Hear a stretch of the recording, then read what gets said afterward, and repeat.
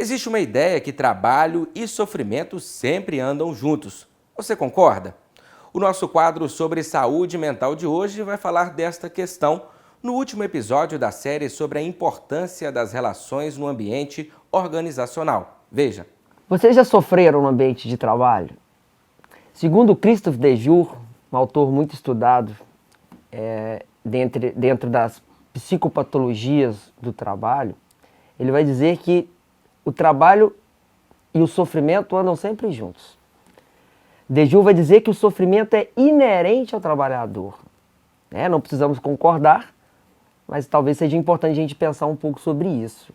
Então, segundo esse autor, nós sempre iremos sofrer na organização. Mas vamos lá.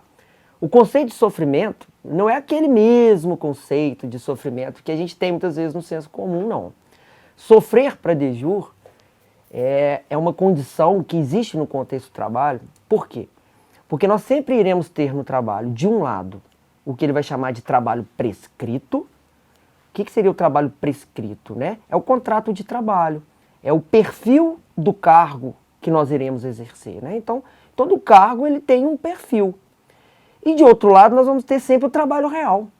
O trabalho real é o quê? É o dia a dia.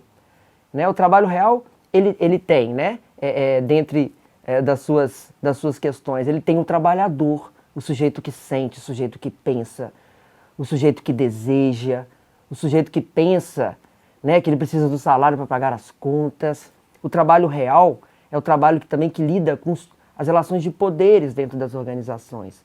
O trabalho real tem ego, o trabalho real tem ciúme, o trabalho real tem tudo isso. O trabalho real falta até instrumentos, muitas vezes, de trabalho.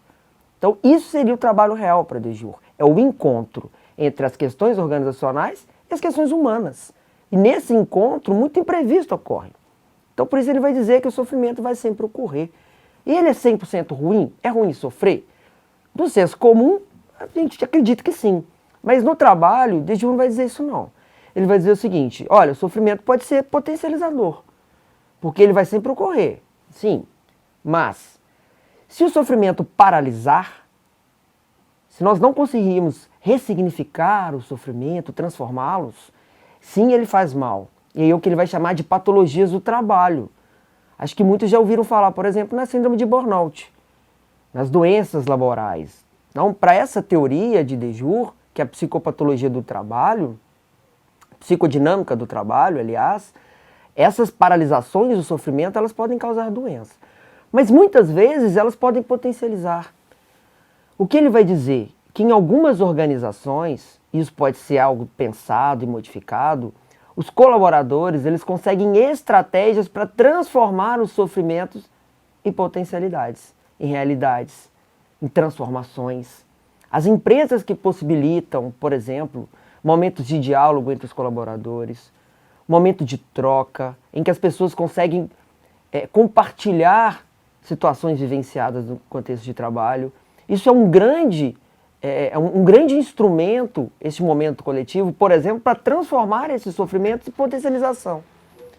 Então nós podemos sim pensar nas organizações como um lugar em que o sofrimento ocorre, mas mostrar também que é possível que esse sofrimento não seja paralisador, mas que ele possa transformar os colaboradores em pessoas melhores.